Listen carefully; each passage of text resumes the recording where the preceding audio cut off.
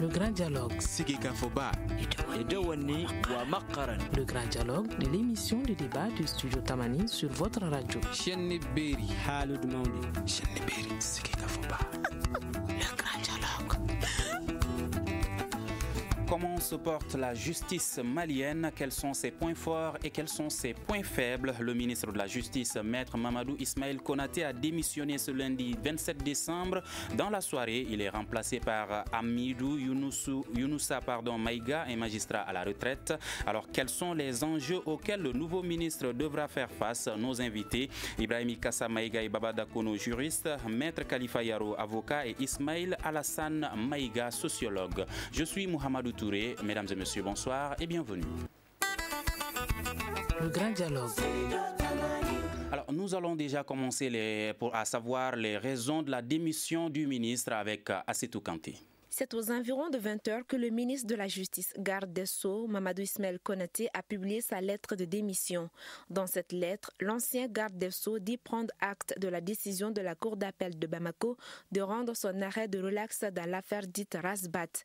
Le ministre poursuit que le régime, en donnant écho à une telle vertu, se sauve sans la République. Selon lui, l'action des ministres de la Justice vise à suivre l'application des lois et des règlements et poursuivre le non-respect et leur violation le cas échéant. Maître Konaté estime que la préservation des libertés est aussi utile et nécessaire en République que le respect absolu s'impose à tous. En août 2016, sur instruction de Mamadou Ismaël Konaté, ministre de la Justice à l'époque, le procureur général avait ouvert une information judiciaire contre Rasbat pour incitation à la désobéissance des troupes. Cette action a donc conduit à l'arrestation de Rasbat par la brigade d'investigation judiciaire de la gendarmerie du camp 1. Alors, c'était un reportage tout de suite de Assetou Kanté. Monsieur Khalifa Yaro, que pensez-vous des raisons de la démission du ministre Konaté? Merci, monsieur Touré. Je dois vous avouer très sincèrement que je ne connais pas les raisons profondes, les raisons qui fondent cette démission. Mais si je me fie au reportage qui vient de nous être parvenu, j'en déduis qu'il a pris acte de l'arrêt de la Cour d'appel de Bamako dans l'affaire ministère public contre Rasbat. Qu'il a pris acte de ce que la préservation des libertés et leur respect par tous les concitoyens s'impose erga omnes, c'est-à-dire à l'égard de tous. De ce point de vue, si cette démarche est fondée, je pense que la démission qui est l'objet est légitimée. Parce que hier, vous n'êtes pas sans savoir qu'il y avait une procédure contre le susnommé Rasbat et qui a abouti à l'abandon des poursuites.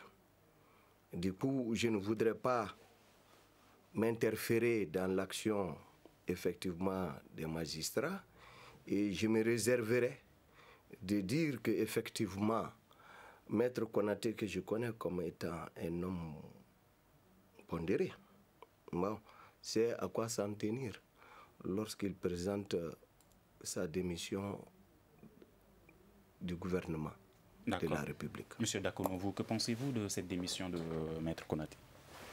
Je pense que déjà dans la lettre et la lecture qui en est faite, je ne saurais parler de l'authenticité de la lettre, mais tout semble indiquer que la lettre émane de lui. Je pense que c'est plutôt prendre acte de la décision du parquet qui a abandonné les charges, parce que la justice, quant à elle, les judiciaires qui ont rendu la décision à la suite de l'abandon des charges est tout à fait indépendante du ministère de la Justice. Et ça serait également remonter à un des propos du ministre à l'époque où il disait qu'il ne souhaite pas travailler avec des procureurs qui viennent prendre des instructions de lui. Donc même si le procureur est allé à contresens de ce qu'il voulait en entamant la procédure contre le nommé Youssouf Bachile appelé Rasbach, c'est quand même une décision qui émane du procureur, mais même si elle paraît contradictoire à lui, sa volonté étant ministre la justice.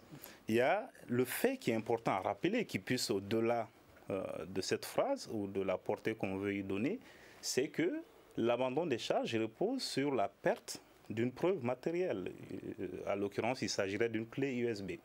Et cela dénote d'un dysfonctionnement sérieux dans le système et il semble que ce n'est pas la première fois que de telles choses arrivent. Et c'est une importante leçon à tirer au-delà de la démission du ministre, des dysfonctionnements qui puissent entraîner ou qui puissent avoir des conséquences souvent très graves sur la justice et comment elle est rendue dans notre pays. D'accord. Ismaël Alassane Maïga, vous êtes sociologue. Vous, que pensez-vous de cette démission aussi? Voilà, bonsoir et bonsoir à vos auditeurs.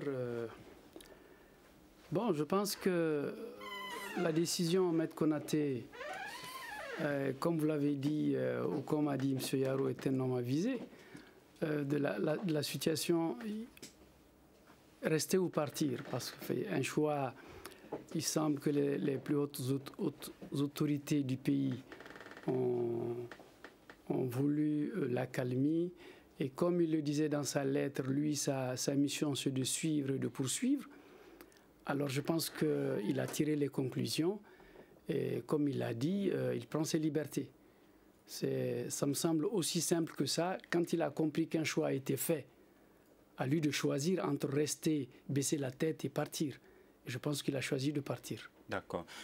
Maître Mamadou Ibrahim Ikassa Maïga, pardon, est-ce que vous pensez que les raisons évoquées par le ministre pour démissionner sont légitimes? A priori, nous pouvons le penser, mais en voyant le cours des événements, parce que c'est une situation que nous avons suivie depuis le début, moi je pense qu'en tant que juriste, il y a eu un manquement. Il y a eu une erreur d'appréciation parce que la base juridique des poursuites engagées contre Rasbach manque réellement de rigueur vu justement le contexte et la personnalité même de Rasbach. On aurait dû réfléchir à deux fois avant de faire cet amalgame. De quoi s'agit-il? Il s'agit d'une poursuite sur la base de la loi sur les délits de presse. Maintenant, sur l'aspect portant sur la démoralisation des troupes, je pense que c'est de cela qu'il s'agit, le lien de causalité entre les propos tenus par Rasbach, propos qui entre-temps ont même disparu entre le tribunal et la cour d'appel, et justement cette démoralisation supposée qui n'est que virtuelle, n'est pas du tout établie. Donc là où je dis, en tant que juriste et ministre garde des Sceaux, on devrait réfléchir à deux fois, et il est le chef suprême des parquets, il ne faut pas l'oublier, et c'est lui qui incite et le procureur de la République et même le procureur général de la cour d'appel de continuer les poursuites. Nous sommes d'accord, c'est cela. Maître, on le dit très souvent, la plume est serve, la parole est libre. Mais de ce point de vue, les parquetiers, donc les procureurs, étaient obligés de poursuivre l'action publique.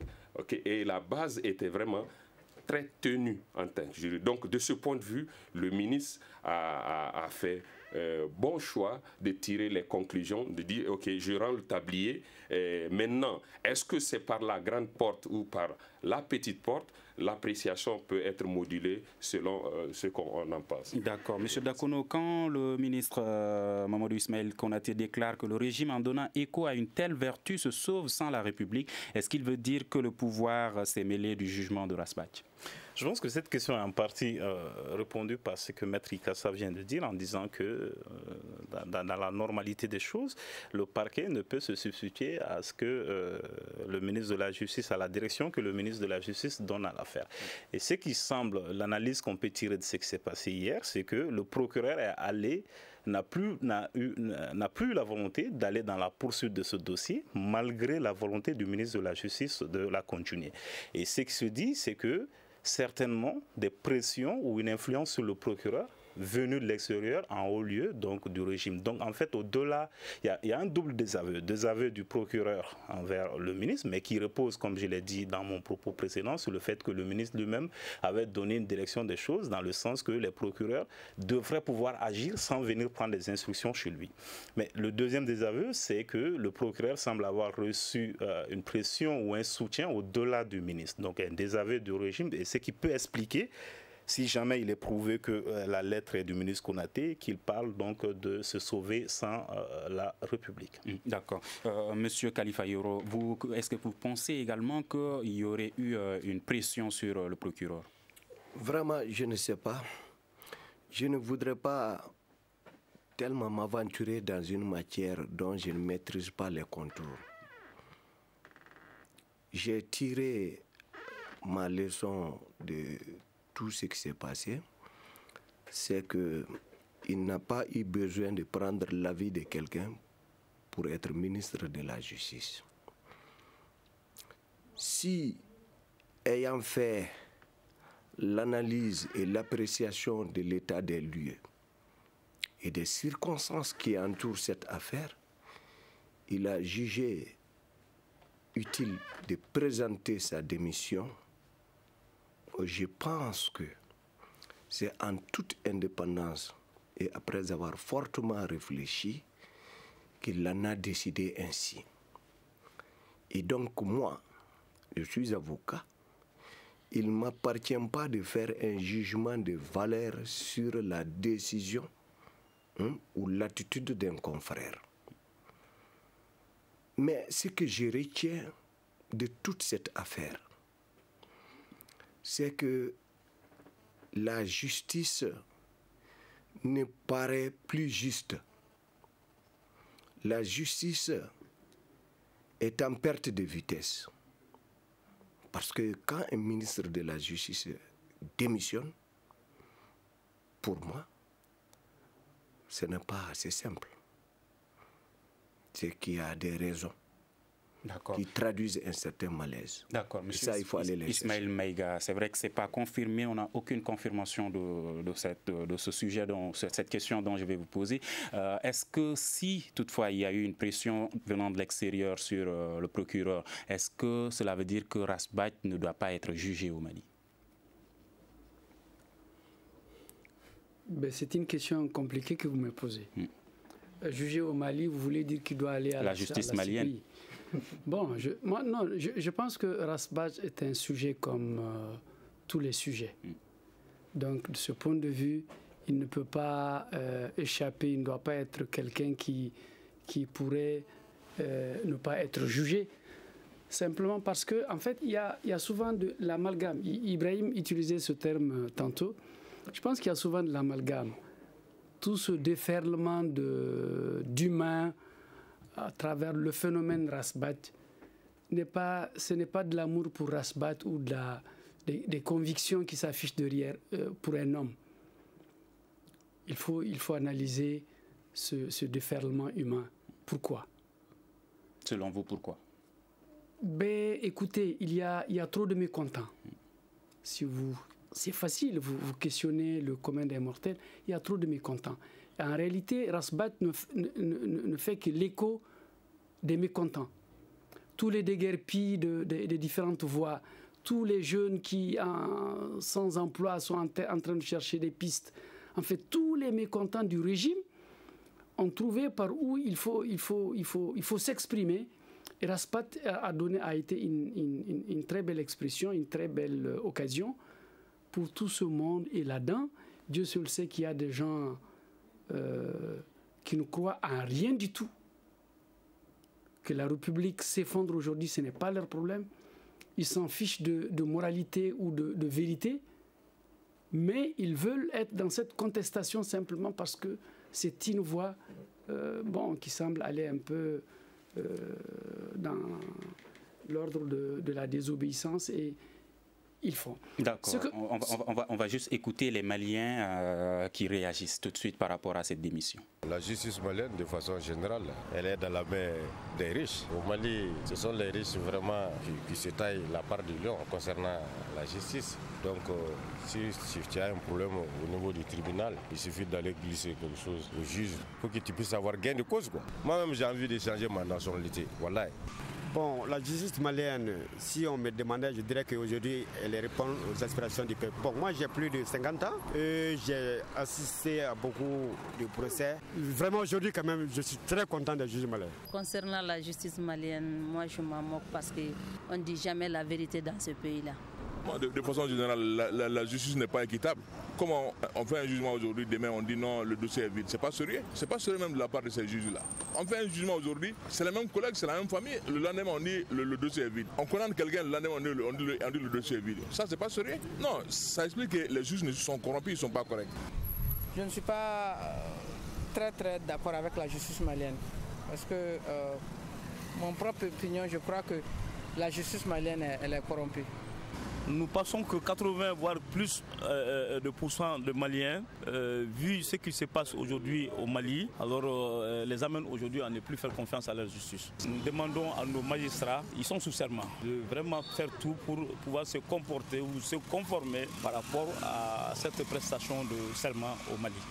Maître Yaro, pouvez-vous répondre à cette question posée par un des Maliens qui vient de réagir tout de suite, qui dit que comment peut-on ouvrir un dossier aujourd'hui et le lendemain affirmer que ce dossier est vide? Enfin, j'ai écouté avec assez d'intérêt l'intervention de Ibrahim Ikassa, qui a dit comment c'est organisé. Le parquet, c'est un collège de magistrats hiérarchisé, amovible. C'est-à-dire qu'il est possible dans le parquet de prendre des instructions à partir du moment où ils sont hiérarchisés, c'est-à-dire le procureur d'instance, il peut prendre des instructions du procureur général, le procureur général, celui du procureur général près la Cour suprême, et ainsi de suite jusqu'au ministre de la Justice. Le dernier intervenant du micro-trottoir disait il ne comprend pas comment est-ce qu'on retient des charges contre quelqu'un et subitement qu'on dise après que les charges sont abandonnées puisqu'il n'y a rien. Bon, cela traduit un dysfonctionnement parce qu'il s'agit du même organe qui poursuit, c'est-à-dire le parquet qui est en train de poursuivre. Comment se fait-il qu'en première instance, qu'on trouve des charges de nature à maintenir l'intéressé dans des liens de la prévention et que pour cette même affaire, dans les mêmes conditions, qu'on présente l'affaire devant la cour d'appel et qu'on dise qu'il n'y a pas d'éléments.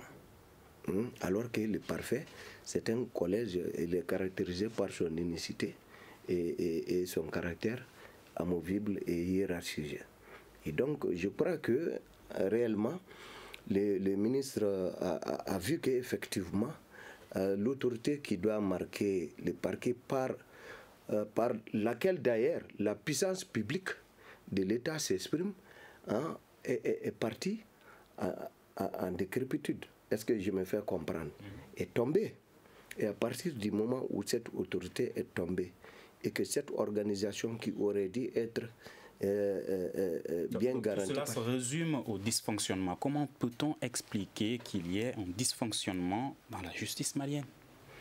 Bon, ça peut exister, n'est pas seulement au niveau des hommes. C'est au niveau aussi que c'est pratiquement la deuxième fois qu'on signale ces genres de situations. Bon, moi je ne connais pas, mais dans le cas d'espèces, il va falloir qu'il y ait un ensemble de conditions qui se présentent à moi pour que je puisse apprécier. Je n'ai pas vu quelles sont les motivations de la cour d'appel qui est amené à abandonner les poursuites. Monsieur Dakono, certains pensent que c'est un fait exprès. Bon, ça va être difficile de faire un jugement de foi ou de bonne foi ou de mauvaise foi à ce stade. Mais je tiens juste à préciser, je n'ai pas dit que c'est la deuxième fois que cela arrive. En termes de, j'ai parlé de dysfonctionnement, mais en termes de dysfonctionnement, j'ai dit cela s'est matérialisé par le fait que ce que c'est dit hier du tribunal, c'est qu'une clé USB contenant les informations qui a permis au parquet jusque-là de poursuivre l'affaire, a disparu entre justement le tribunal de la commune 4 et la cour d'appel. Il était impossible de retrouver la clé. Donc la clé contient des preuves matérielles. Donc ça a disparu. Et des disparitions de preuves matérielles, il semble que cela soit fréquent au niveau des tribunaux, des cours et tribunaux. Et je donc dis que c'est très inquiétant à ce stade. D'accord. Monsieur Maïga, tout de suite, ceux qui ont intervenu, la plupart d'entre eux ne croient plus, on peut le dire ainsi, à la justice malienne. Ont-ils raison ou pas? Justement, il y a justement cette impression largement partagée que nous avons une justice aux ordres. Une justice aux ordres, alors que la justice est le garant de la démocratie et donc le garant des droits individuels et collectifs, donc des citoyens. Maintenant, qu'est-ce qui s'est passé? Le retrait des poursuites. La cessation des poursuites et la relaxe donc de Mohamed Youssouf Bathily s'explique par la vacuité du dossier du point de vue juridique, mais surtout la pression de la rue. Il ne faut pas l'oublier, Ismaël l'a évoqué tout de suite. Ce n'est pas anodin. Et le procureur a fait beau jeu de le faire puisqu'il est garant de la quiétude sociale en même temps. Et la quiétude sociale étant sérieusement menacée parce que personne n'aurait prédit ce qui se serait passé en cas de condamnation et donc définitive en ce moment, puisque c'est la cour d'appel est la cour qui juge en dernier ressort sur les faits et le droit. Et donc, une condamnation aurait été prononcée sous le contrôle de maître et on l'aurait mis les menottes en cas de confirmation des 12 mois d'emprisonnement ferme, on aurait mis les menottes. Mais personne ne pouvait prévoir ce qui s'est passé. Et je pense que pour tasser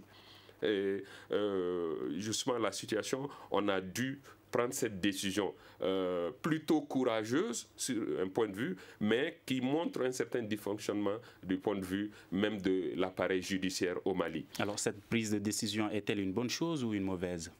A priori, je dis que c'est une bonne chose, des deux points de vue. D'un, que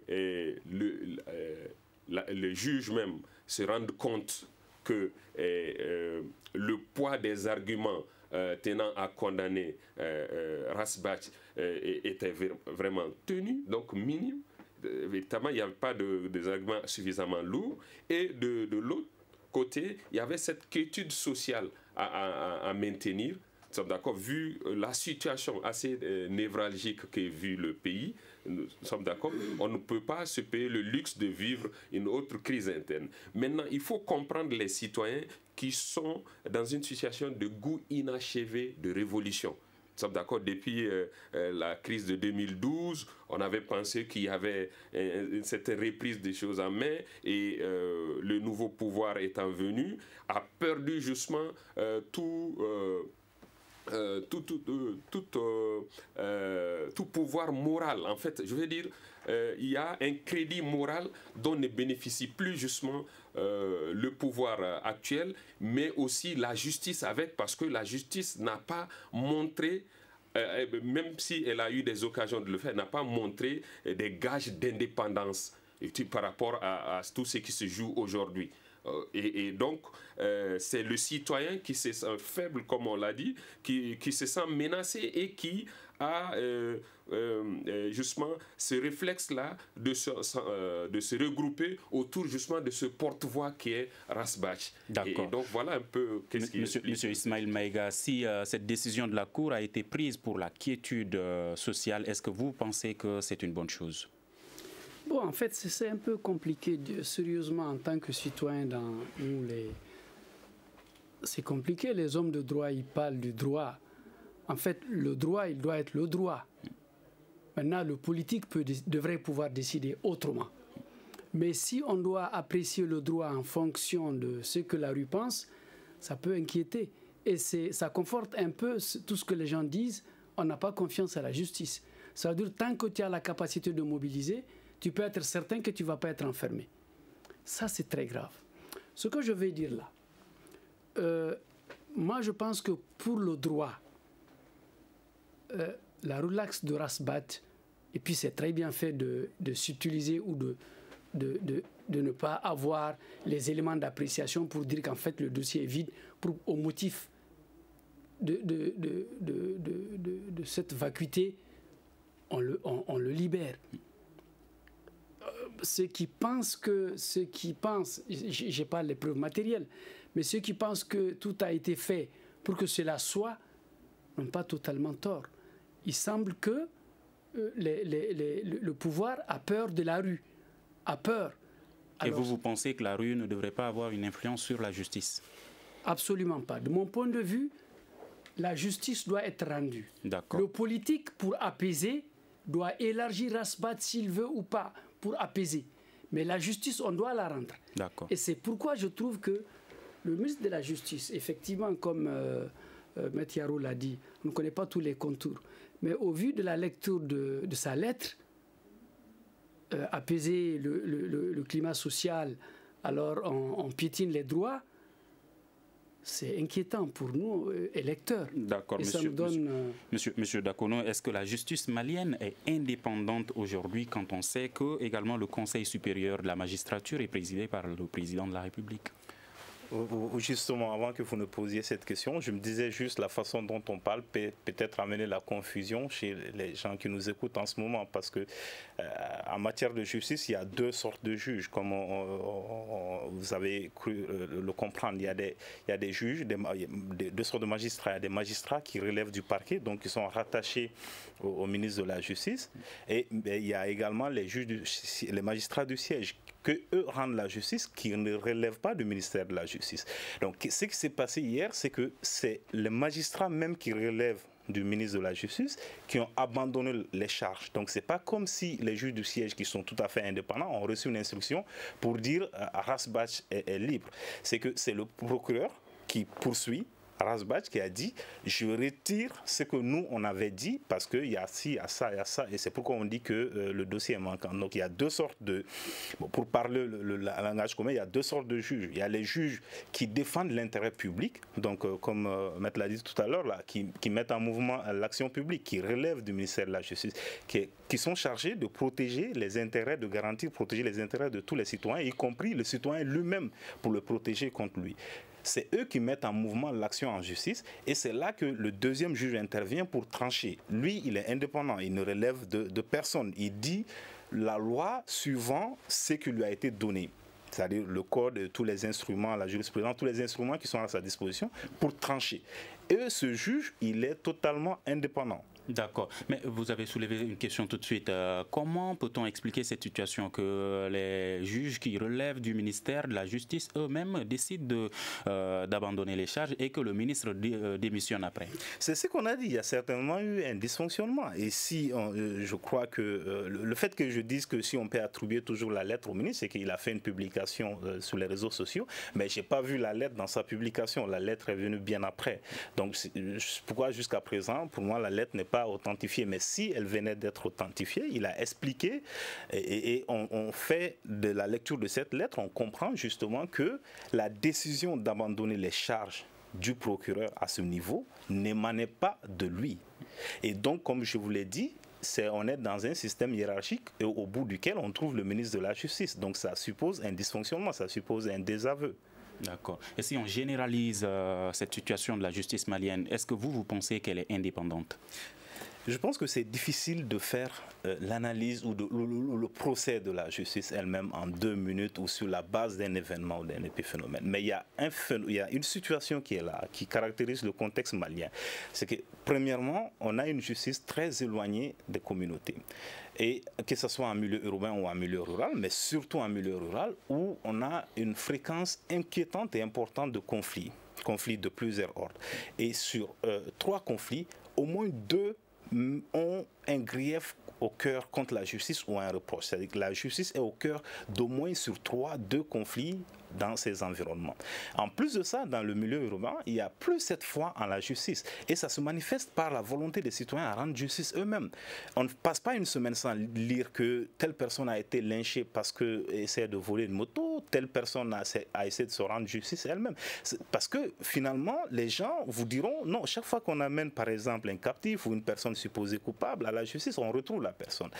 Et la justice semble être le maillon le plus visible d'une chaîne qui est défaillante de bout en bout. Parce que ce n'est pas le moment de rendre justice, ce n'est pas le verdict qui caractérise cette justice. Il y a beaucoup d'éléments dans la chaîne qu'il faut prendre en compte.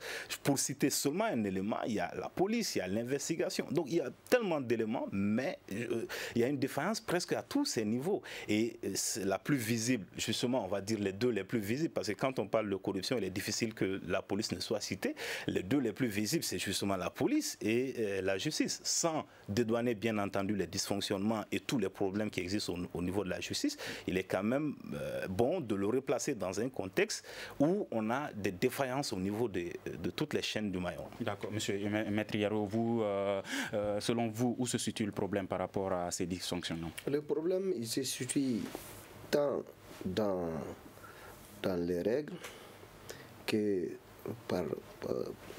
au sein des hommes qui animent la justice, parce qu'il faut reconnaître que la justice, le droit à la justice, il y a des éléments qui englobent.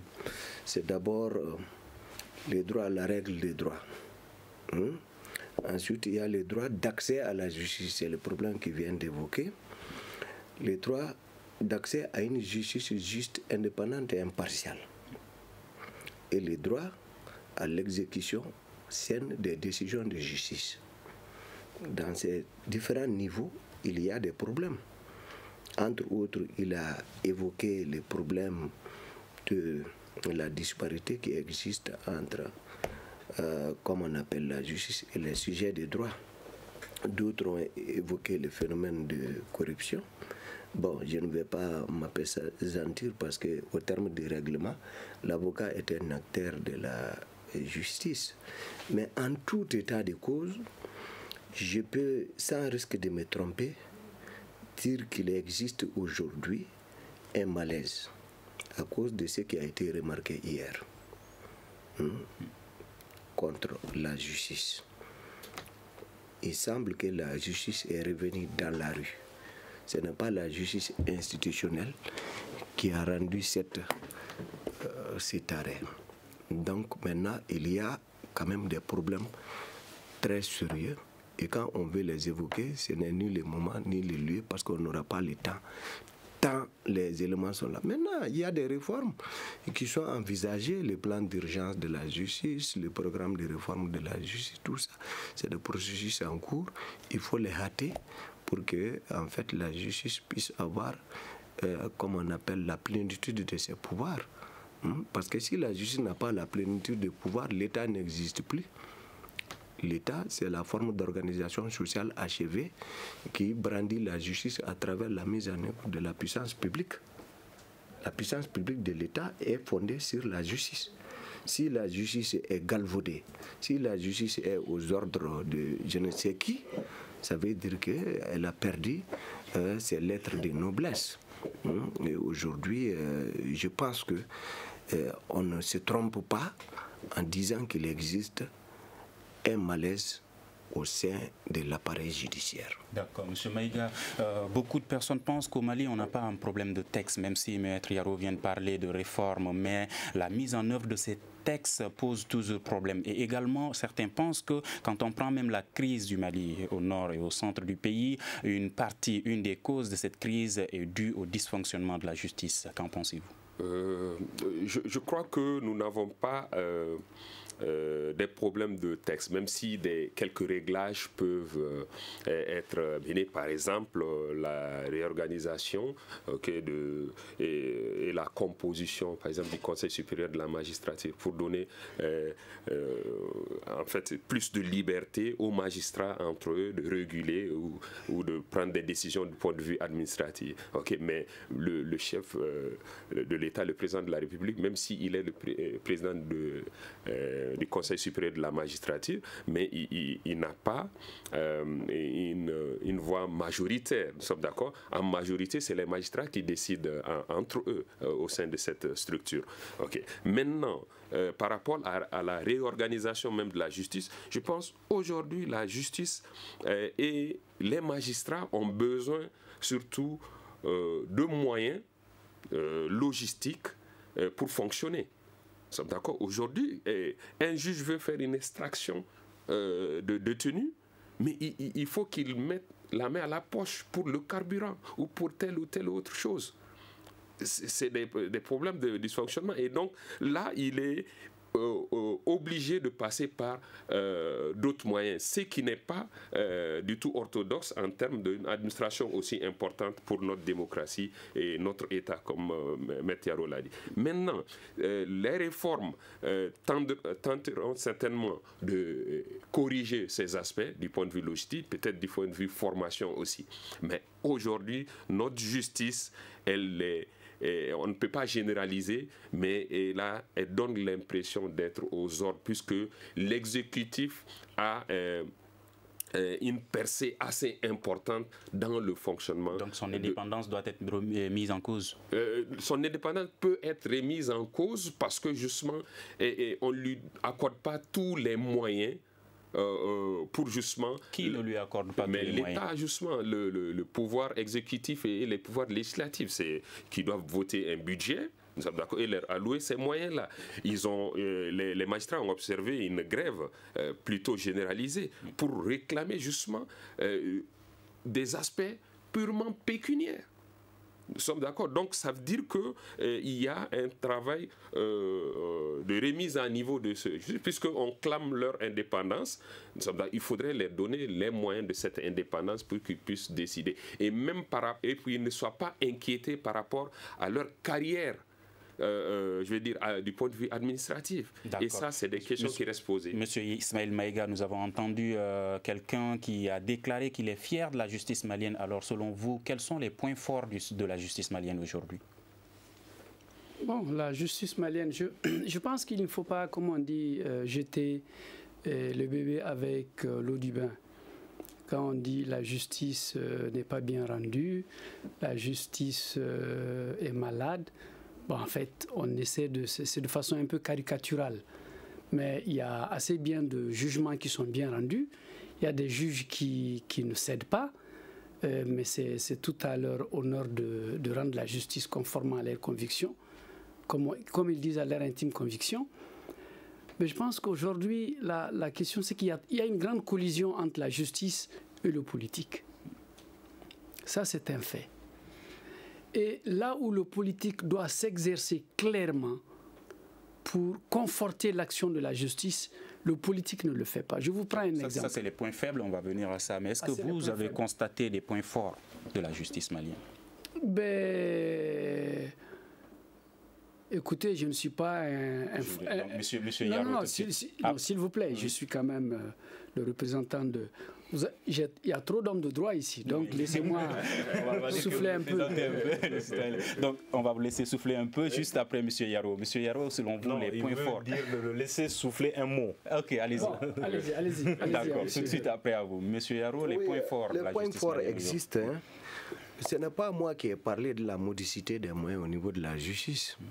C'est-à-dire qu'elle n'est pas dotée de tous les moyens qui la permettent de dérouler. Ça toujours, c'est les points faibles, mais les points forts aujourd'hui de la justice voilà, laissez-moi dérouler mon argumentaire, vous allez comprendre. Allez-y.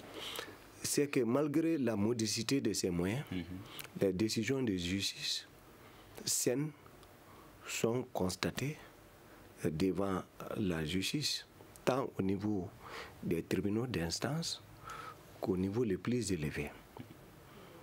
Et aujourd'hui, vous avez dit, les défis sont beaucoup plus grands. Sinon, le travail qui est en train d'être fait, aujourd'hui, tend à entrer dans la modernité. Au moment où je parle, il y a beaucoup de magistrats qui sont à l'extérieur pour suivre des formations, c'est-à-dire des renforcements de capacités. Il n'y a pas une seule conférence de haut niveau qui se tienne sur la justice et la magistrature sans que nous ne soyons représentés. Mais maintenant, les défis sont grands. Les besoins aussi sont nombreux. On va parler de ces défis tout de suite. Monsieur Dakono, voilà. Vous, de 1960 à aujourd'hui, est-ce que vous avez constaté, vous pouvez nous parler comme exemple certains des points forts de cette justice malienne?